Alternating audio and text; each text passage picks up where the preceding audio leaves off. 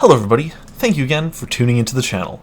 If you like what I do, please consider hitting the like button, hitting the sub, all the usual YouTube stuff.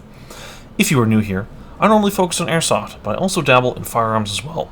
I hail from British Columbia, Canada, and I recently drove 9 hours north to a town called Prince George to attend a 2-gun shooting competition called Winter Brutality 2023. This was my first shooting competition, so I'm going to use this video to talk about my experience, my gear, what I thought of the event, and what I would change going forward in my equipment and a few other things. The format of the video is going to be me talking over some clips for the first little while, and then the end is just going to be raw footage that you can watch as you desire. A few final forwards. I want to give a massive shout out to Canadian MultiGun and the Prince George Rod and Gun for organizing and hosting the event. All the admins, ROs, RAs were awesome, and it was super professional and well managed. Secondly, a big shout out to the group of guys in squad/group 3 who I ran all the stages together. We had an awesome crew of all skill levels, and everyone was super friendly and encouraging to one another. The whole community at the event was absolutely amazing.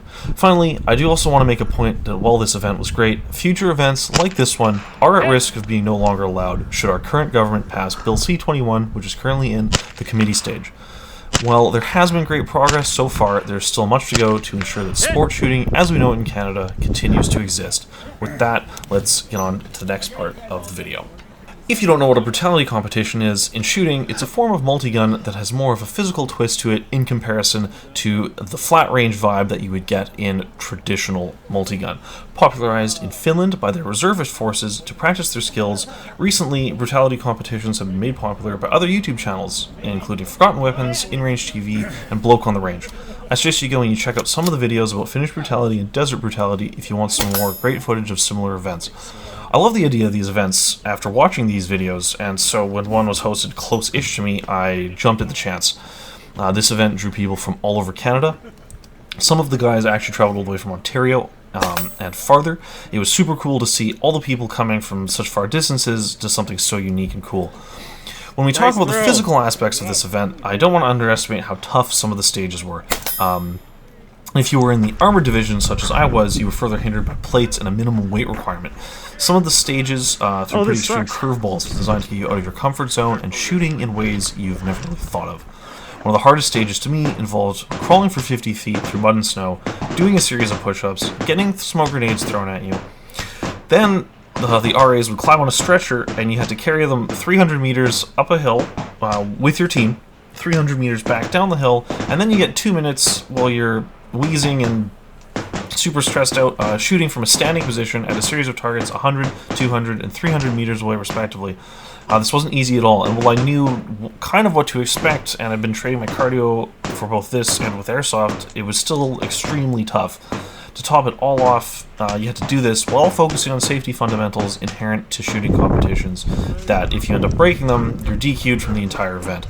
Our group had people from all fitness levels, and even the guys who struggled at some of these more difficult challenges, they all completed it with good spirits, and no one from our group dropped out or ended up being DQ'd or anything like that. The other major thing about this event was the weather. Thankfully, it was a relatively clear day, but the temperature never went above 0. I can say it hovered around -10 and warmed up slightly at noon. It also snowed about 3 feet 5 days before the event, and the organizers spent a massive chunk of time clearing the space needed for the event to run properly. While it was cold, I felt everyone was prepared enough for it. I brought 2 pairs of long underwear and ended up wearing both. I felt like this was definitely a better idea than just one like I'd initially planned. Where I did feel like my setup was not sufficient enough, however, was my outer softshell layer was slightly too small in the arms. I ended up riding up a few times while crawling, and I ended up getting a little bit of frost nip on my insides of my wrists. I'm going to size up the next time, and I think that it's important for that because it ended up hurting quite a bit, and while it wasn't frostbite, I feel like it could have gotten worse. 2 pieces of gear that excelled for me, though, was a soft shell poncho and innard fleece by Hazard 4. This was great because it allowed me to throw it on over top of my gear in between stages and provide another great warm layer that helped retain a lot of heat. I also had one of the Zippo fuel-powered hand warmers, and this thing rescued my fingertips from the frozen steel dumbbell we had to throw around on one of the stages and kept my GoPro batteries from completely failing. I also think that my plate carrier was slightly too tight and impacted my cardio on some of the tougher stages, like the half a kilometer run that I talked about previously. If you haven't seen the other video on my equipment leading up to this event, you can check it out here. Now, talking about my guns, I ran a Ruger PC carbine with a red dot and a flip magnifier as my primary, and a Glock 34 as my secondary. The Ruger performed amazingly, and any downfalls I might have had with shooting it were my own fault and my own skill. The flip magnifier proved to be a much better choice than some of the other options I was considering. Being able to reach out a tad farther while not being too tall, like a red dot mounted on top of a scope or something like that, resulted in better distance performance than I had anticipated. The gun shot, when I was good enough to aim and hit these far targets, it shot exactly where I wanted to, exactly where I expected it to. The Glock, however, did give me a bunch of trouble. I think that there was some buildup in the firing pin that I had missed, and combined with some of the cheaper ammo that I purchased on sale that I figured would be good enough, resulted in a large number of light strikes. Moving forward, ensuring I do a more thorough job of cleaning out the intricate parts of the gun before an event, ensuring I don't cheap on ammo, using the right ammo, the right weight, help. In addition, I feel like upgrading to a pistol red dot will be a natural next step. I shot with irons up until this point, and I feel like I'm ready to evolve into the next stage. My handgun shooting was better than I had anticipated I would do, though, when the gun was cooperating, and I was able to engage targets that I expected I would have some trouble with, such as a Texas Star, which are notoriously difficult, and we were required to engage it from an awkward angle and force it to rotate more than you would want it to. Talking about the event overall, what I really liked was how well it was run and the care that each member of the staff took in regards to running the event smoothly and the safety. Everyone was super helpful in coaching some of the newer competitors, myself included, and I never felt like anyone there was being elitist or too competitive. Everyone there was competing against themselves and themselves only. The other thing I really liked was the stage variety. Each one felt like it offered a completely different challenge that tested things I had little experience with. Highlights included the horizontal Casarda drill, which I ran quite well, and I had actually prepared for something like that, and it felt like my preparation paid off. The other one was a 10-foot wall, which had to scale mid-stage. Wearing 50 pounds of gear on top of my usual weight proved to be extremely difficult, and getting over the top felt awesome. If I can offer one piece of criticism to the organizers, overall this is pretty minor, but they did say that they were going to be providing fire pits. They ended up never getting lit. I think they said there was an issue securing wood, but I think some people did prepare for those fire pits to be active, and they might have been not prepared enough overall because of that. I think next time it would be a major quality of life improvement, and if it's not going to happen, just communication. If we need to get fuel, I think anyone would be interested in contributing to that to make sure it happens. That'd be awesome. All in all, it wasn't really a big letdown at all. I was prepared for it. It didn't detract much, if anything at all, to me. I think the event ran extremely well, and I was super happy to be there, and I was super happy to compete. All in all, in closing, thank you again for watching. I do have some more airsoft videos coming soon, because I know a lot of you subscribed want to see that. If you want to see the rest of the footage, I'm going to roll the rest of it here. It is a mix of POV and filmed footage, both of me and my teammate Brandon. Shout out to him for driving and supplying the car and just being an overall cool guy. Thank you again, and I will see you all at the next one.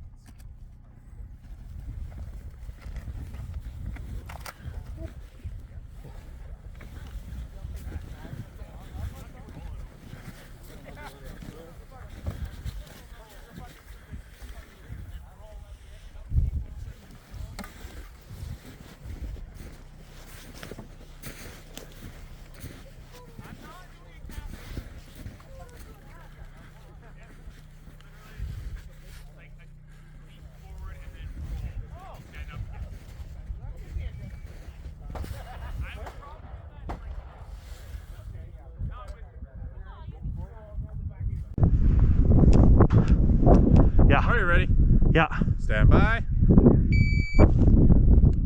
Hit.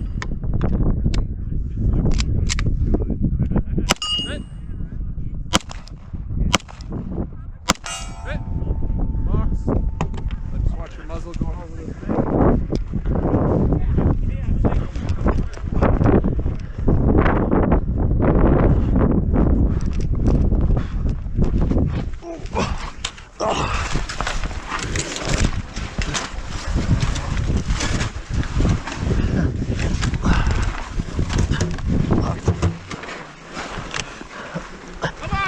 Oh, what?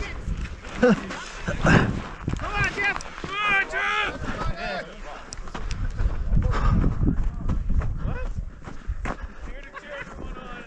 Oh, this sucks. Careful of your sling there.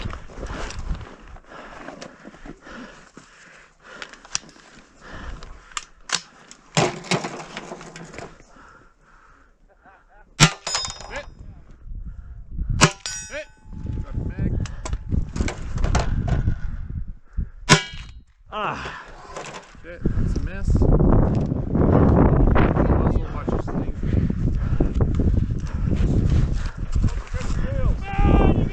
Come on, Jeff! Last course, buddy! Leave it all out there!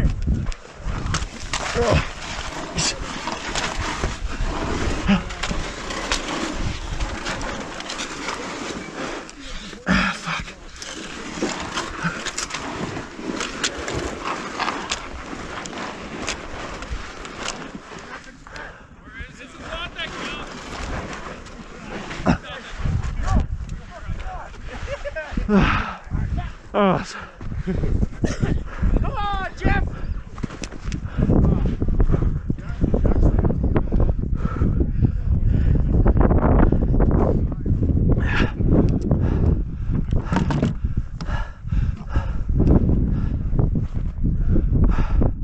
Ah.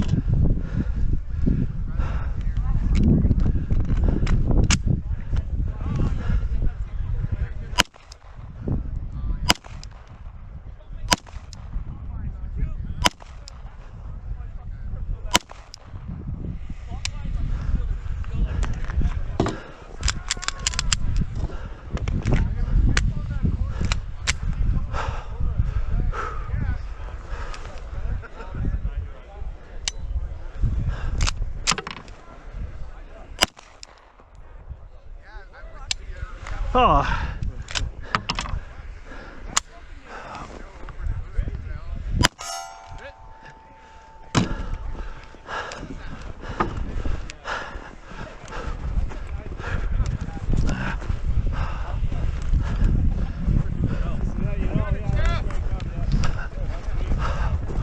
How much time is left? Come on, Jeff! What are you gonna do? Watch your muzzle.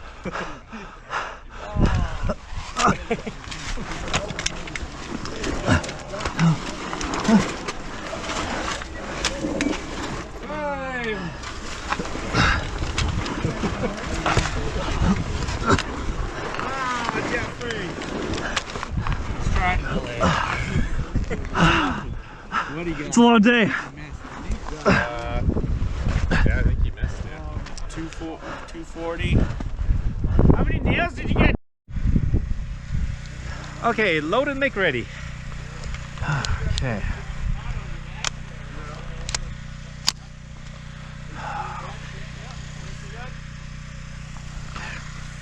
Okay, safety's on. Are you ready? Ready. Stand by.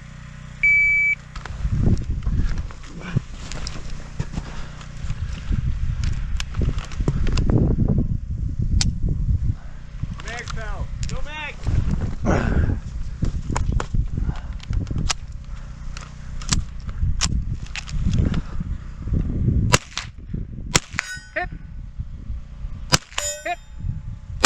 Hit.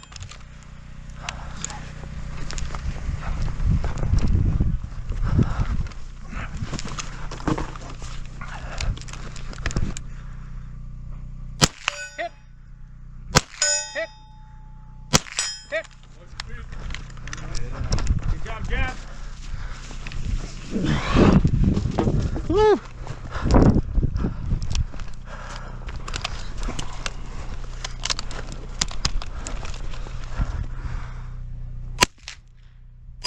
Hit. Hit. Hit. Hit. Hit. Hit. Nice.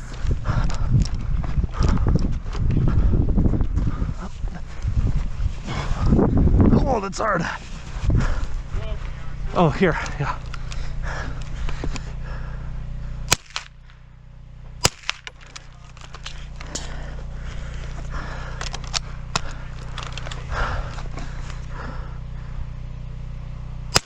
Hit. Hit. Hit.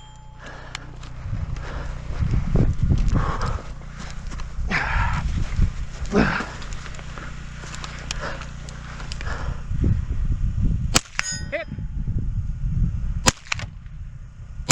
Hit. Hit. Okay, come on up here. We'll unload you up here. Huh? Rather than the hole. Yeah. Unload and show clear. If clear, hammer down. Okay, action open.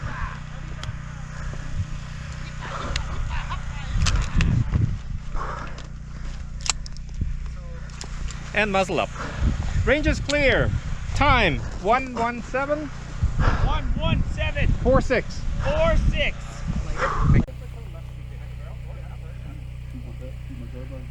Are you ready? Stand by.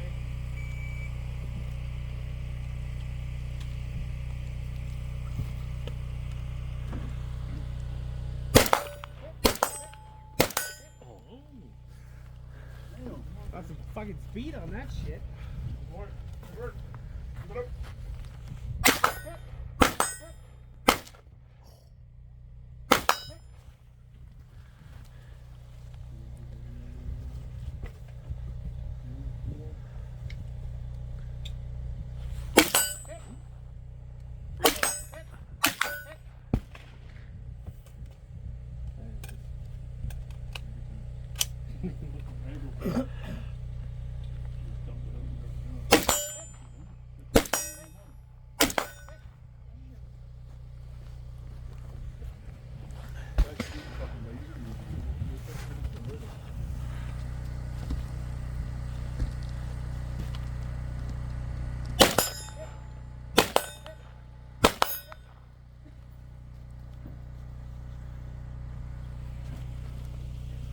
Hey, you wanna go grab your rifle? Next day? It's stage. Oh, yeah, okay, perfect.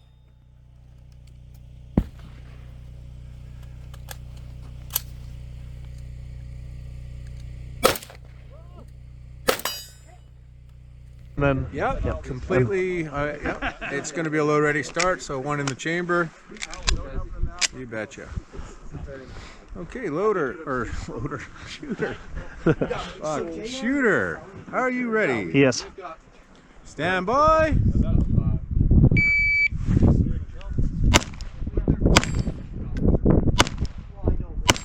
Hit.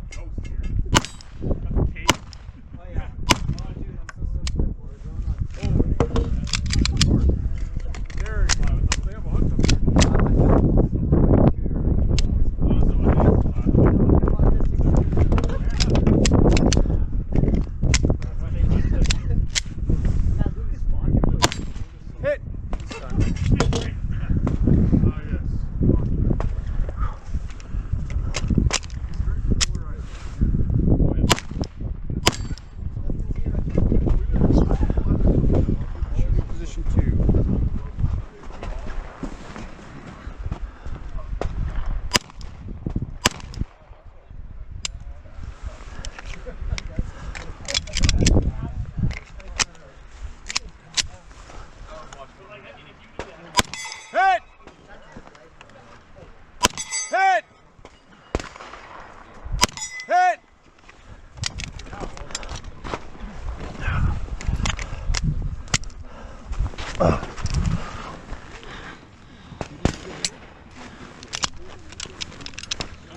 Watch your 90s.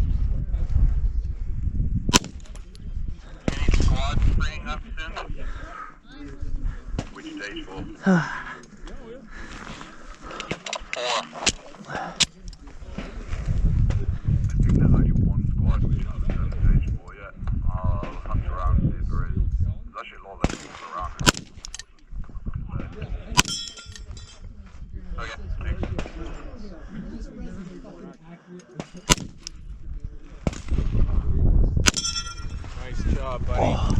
Nice job, Jeff. This way. Right. Nice, nice. Good job. You got this. Lots of time.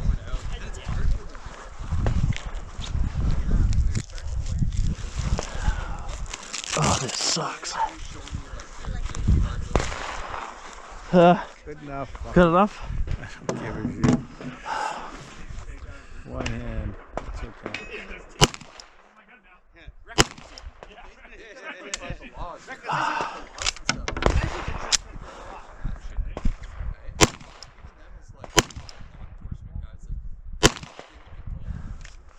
Am I allowed to reload with my... Yep, reload both hands. I just want you shooting non-dominant.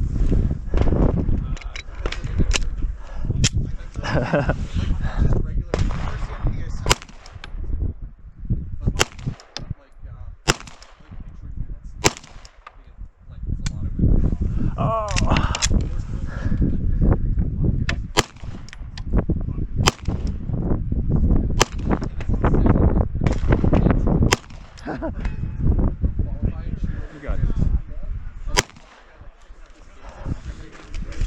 I want to my crappier ammo now. My backup of my backup.